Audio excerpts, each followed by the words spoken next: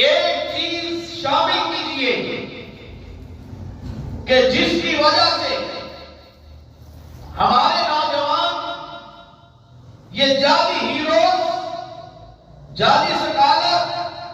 गुमराह करने वाले एंकर, इनके फितरों से महफूज रहे और वो अपने असली हीरोज को जाने पहचाने, उनकी दास्तानें सुने और उनकी दास्तानें आगे शेयर करें, उन्हें लाइक करें, उन्हें फॉलो करें और उनकी पैरवी करें। हमारे हीरोज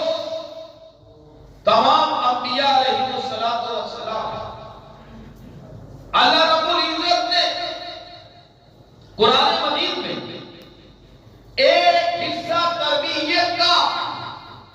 वो अंबिया अलैहिस्सलाम और उनके साथ मजीद नेक लोगों के वाकयात बयान करके कुरान मजीद का हिस्सा बना। इन वाकयात में बहुत इबरतें हैं, बहुत असबाब हैं, ईमान ताज़ा होता है, कुव्वत पकड़ता है। इब्राहीम अलैहिस्सलाम देखिए, दाऊद